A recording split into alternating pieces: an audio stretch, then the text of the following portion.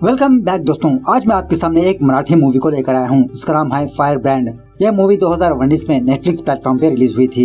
दोस्तों, एक सर्वे के हिसाब से हमारे कंट्री में हर एक 30 मिनट के बाद एक लड़की का बलात्कार होता है, लेकिन उस इंसिडेंट की वजह से उस लड़की की जिंदगी ही बदल जाती है। सोसाइटी उस लड़की को इस नजरिए से देखती है कि जैसे उस लड़की ने कोई बहुत बड़ा गुनाह किया हो। हालांकि गुनाह तो उस रेपिस्ट ने किया है, लेकिन ब्लेम इस लड़की पर आता है। सो इसे ही बेस करके इस मूवी को बनाया गया है फायर ब्रांड। तो चलिए बिना टाइम वेस्ट किए इन शॉर्ट में मैं आपको इस मूवी की कहानी सुना देता हूँ, लेकिन उससे पहले लुटा दो प्यार फॉलो इंस्टाग्राम। मूवी की शुरुआत में ही एक महिला को दिखाया जाता है। इसका नाम है सुनंदा, जो एक डिवोर्स लॉयर होती है।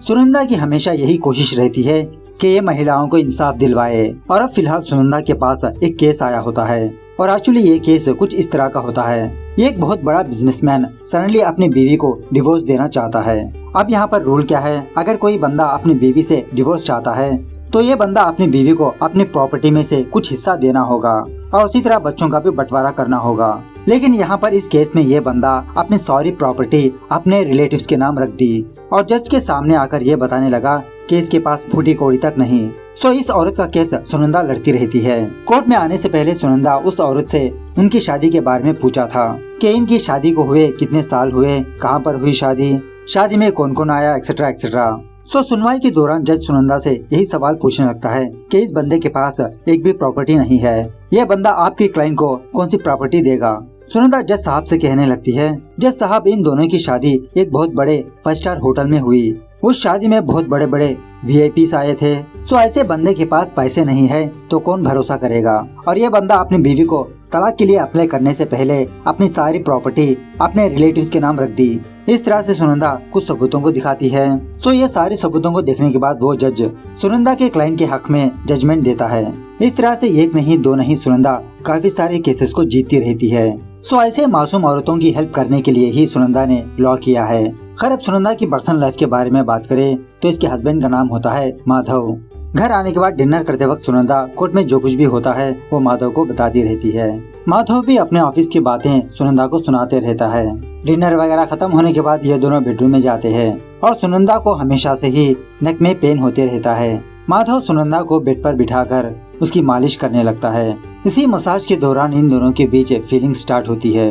ये दोनों कांड करने की कोशिश करते हैं। स्टार्टिंग में सुनंदा तो नॉर्मल रहती है, लेकिन देखते ही देखते सुनंदा को घिन आने लगती है। इसकी वजह ये है कि जब सुनंदा स्कूल पढ़ा करती थी, एक दिन सुनंदा बाथरूम के लिए स्कूल के बैक साइड आई। तभी वहाँ पर एक पियक्कड़ आया, सुनंदा को देखा, सुनंदा के साथ जबरदस्ती कांड करने लग गया। सुनंदा बेचारी चीखती चिल्लाती रही, लेकिन शायद वो बहुत ही सुनसान एरिया था, सुनंदा की आवाजें कोई भी नहीं सुना। इस तरह से सुनंदा की जिंदगी बर्बाद हो गई। और जब कभी भी माधव सुनंदा के साथ कांड करने की कोशिश करता, सुनंदा को यही ट्रॉमा आने लगता, माधव को दूर ढकेल देती। लेकिन माधव सुनंदा से नाराज नहीं होता। माधव और सुनंदा की लव मैरिज हुई थी। माधव सुनंदा के बारे में हर एक चीज जानता है। शादी होने के इतने सालों बाद भी सुनंदा को यही नाइटमेयर्स आते रहते हैं। बेचारा माधव हर रोज रात इसी के बारे में सोचता रहता है कि सुनंदा का क्या किया जाए। सो दूसरे दिन माधव सुनंदा को लेकर एक साइकियाट्रिस्ट डॉक्टर के पास जाता है। सो यहीं पर सुनंदा अपने सारे दुख दर्द को डॉक्टर को बताने लगती है कि डॉक्टर साहब, बचपन में एक बंदे ने मेरी जिंदगी बर्बाद कर दी। उस वक्त मेरे पास इतनी ताकत नहीं थी कि मैं उस बंदे का सामना करूं। उस वक्त घर आने के बाद मैंने ये बात अपने माँ बाप को बताया, लेकिन मेरे माँ बाप ने केस करने से मना कर दिया, क्योंकि मेरे से भी छोटी बहनें थी। अगर मेरी बात मीडिया के सामने आएगी तो मेरी बहनों की इज्जत भी बर्बाद हो सकती थी। लेकिन मैंने भी उसे नहीं छोड़ा, एक एनजीओ की मदद से उसको जेल भेजा। लेकिन 3 साल के बाद वो जेल से बाहर आ गया, अपनी फ्रीडम की जिंदगी जी रहा है। लेकिन मेरे दिमाग से अभी भी वो हादसा नहीं गया। डॉक्टर पूछने लगता है, आपके हिसाब से उस बंदे को किस तरह की सजा मिलनी चाहिए। और उसी तरह एक डॉल दिखाते हुए कहने लगता है कि मान लो ये डॉल ही आपका बलात्कारी है, आप इसके साथ क्या करोगे।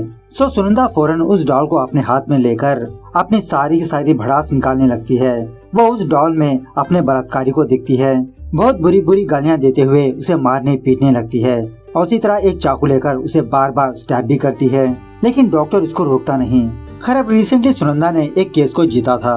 अखबार के फ्रंट पेज पर सुनंदा की यही केस छपती है, सुनंदा की फोटो के साथ। मतलब इस तरह से पॉपुलर हो जाती है सुनंदा। इसी पॉपुलैरिटी को देखकर एक दिन सुनंदा के पास दिव्या नाम की एक औरत आती है। आते ही दिव्या अपने केस के बारे में बताने लगती है कि मैडम, मेरा पति मुझे बहुत तंग कर रहा है। बहुत लड़कियों के साथ उसका अफेयर है, मुझे फौरन तलाक दिलवाइए और इसी तरह मेरे पति की हाफ प्रॉपर्टी भी दिलवाइए।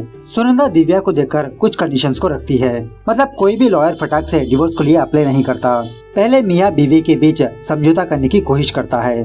खैर सुनंदा कहने लगती है कि मेरे पास एक भी झूठ बात नहीं बोलना चाहिए, मैं जो जो सवालात पूछूंगी उसका सही तरह से जवाब देना होगा, तभी मैं आपकी हेल्प कर सकती हूँ। सुनंदा पूछने लगती है आपके कोई बच्चे हैं? दिव्या कहने लगती है हाँ एक बच्ची है। उसके बाद सुनंदा अगले दिन इसके हस्बैंड को ले आने के लिए कहती है।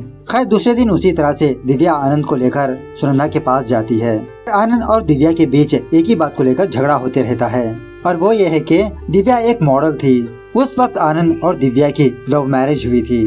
कुछ सालों बाद इन दोनों की एक बच्ची पैदा हुई, लेकिन इस बच्ची को दिमाग में कुछ प्रॉब्लम होने की वजह से ये बच्ची थोड़ा अबनॉर्मल होती है और इसी तरह आनंद की बच्ची आनंद से बहुत ज्यादा प्यार करती रहती है। खैर बच्ची पैदा होने के बाद दिव्या मेंटली डिस्टर्ब हो गई।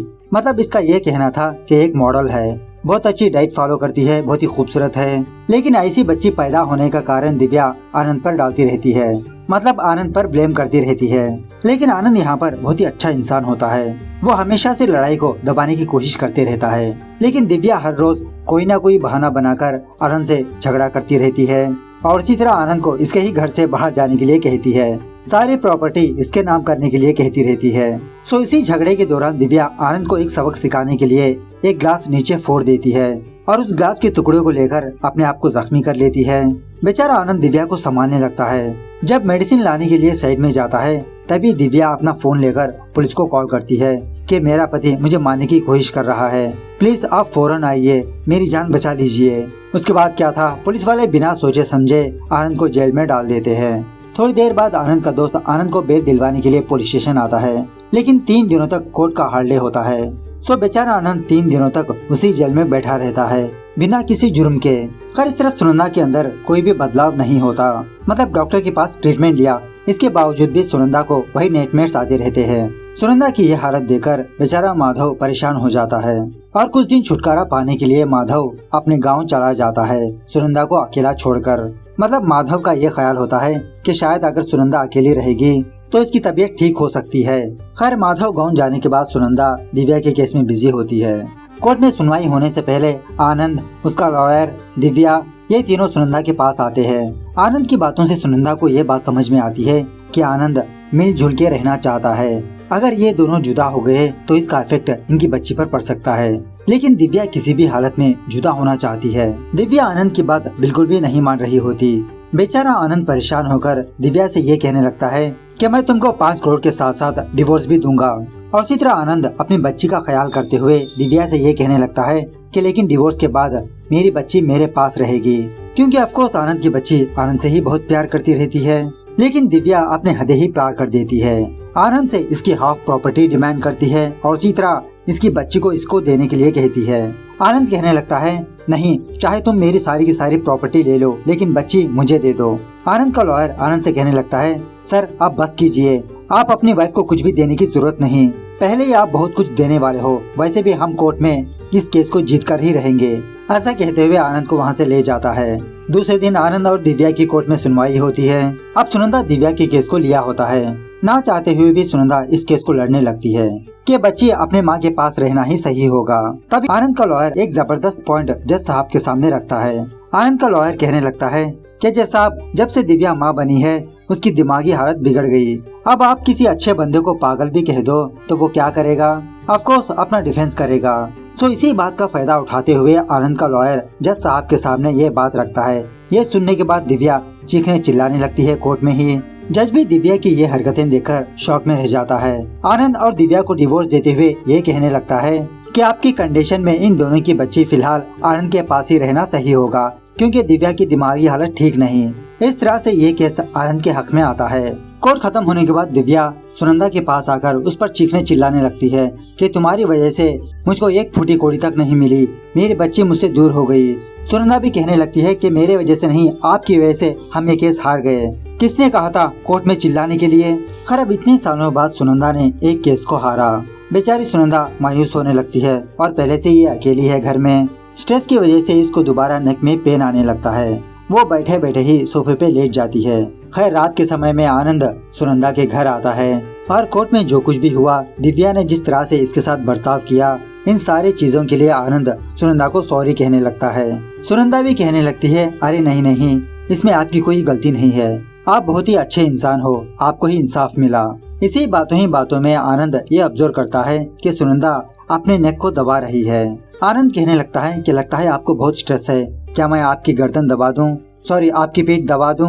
पहले तो सुनंदा मना करने लगती है, लेकिन बाद में आनंद सुनंदा को मसाज करने लगता है। इसी बातों के दरमियान ये दोनों एक दूसरे के गम को शेयर करने लगते हैं, अपने लाइफ के इंसिडेंट्स को एक दूसरे से शेयर करते रहते हैं। इसी दरमियान में सुनंदा अपने बचपन का इंसिडेंट आनंद को बताती है कि इसके साथ रेप हुआ था। यह सुनने के बाद आनंद थोड़ा भी शॉक नहीं होता, वो बस यही कहने लगता है, तो क्या हुआ। यह सुनने के बाद सुनंदा शॉक में रह जाती है।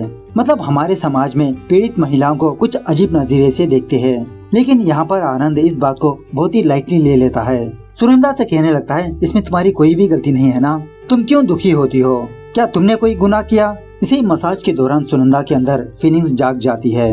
पहली बार सुनंदा बिना हिचकिचाए किसी मर्द को अपने को छूने का परमिशन देती है।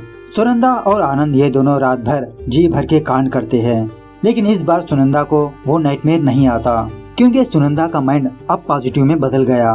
खैर दूसरे दिन सुनंदा अपनी नई लाइफ को शुरुआत करती है। वो बहुत खुश होकर माधव को कॉल करती है और कहने लगती है कि मेरे दिल में जो वजन था वो अब दूर हो चुका है, अब हमारी लाइफ बहुत ही हैप्पी से गुजरेगी, तुम फौरन घर आ जाओ। सो माधव फौरन अपने घर वापस आ जाता है। बातों के दरमियान सुनंदा कल रात जो हुआ वो माधव को बताने लगती है कि कल रात मैंने एक अनजान आदमी के साथ रात बिताई अकेले, और एक मर्द औरत में जो कुछ होता है हमने वो किया। ये सुनने के बाद माधव थोड़ा अपसेट सा हो जाता है, लेकिन सुनंदा माधव से कहने लगती है, प्लीज आप दुखी मत होइए और मुझ पर शक भी मत करिए, क्योंकि कल रात मेरी जिंदगी में जो हुआ वो मेरे लिए अच्छा ही हुआ। माधव, मैंने उस इंसान से प्यार नहीं किया, मैंने सिर्फ आपसे प्यार किया है, और कल रात मेरे साथ जो हुआ वो एक ट्रीटमेंट ही की तरह मैं देख रही हूँ, क्योंकि अब मैं ठीक हो चुकी हूँ, यहाँ से हमारी लाइफ बहुत ही खुशहाल बनेगी। सो माधव को भी सुनंदा की बातें समझ में आ जाती है, बिना हिचकिचाए सुनंदा को एक्सेप्ट कर लेता है। इस तरह से ये मूवी यहाँ पर दी एंड होती है। सो दोस्तों, देखा आपने, सुनंदा की तरह काफी सारी लड़कियाँ बलात्कार का शिकार होती है। अगर यही इंसिडेंट बचपन में हो तो वो इंसिडेंट उस लड़की को जिंदगी भर दौड़ाते रहेगा, लेकिन यहाँ पर सुनंदा ने माउंटेन ड्यू पिया, क्योंकि डर के आगे जीत है। खैर इसी सोच के साथ हम समाज की सोच को भी बदलना होगा कि जिसने बलात्कार किया वो गुनहगार है, लेकिन सफर किसको होना पड़ता है, उस लड़की को। आखिरकार क्यों हो वो लड़की सफर, चंद हैवानों की वजह से वो लड़की क्यों सफर करे। हाँ, ये बात अलग है कि जिस पर बीतती है वही जानता है, लेकिन जिसने किया उसका क्या, उसको तो सजा मिलनी चाहिए। और इसी तरह यहाँ पर माधव के कैरेक्टर को भी बहुत अप्रिशिएट देना पड़ेगा। सुनंदा के बारे में सब कुछ जानते हुए भी उसको एक्सेप्ट किया, उसका सपोर्ट किया। तो मूवी कैसे लगी कमेंट करके बताना जरूर। मिलते हैं अगली वीडियो में, तब तक take care, bye bye, see you soon.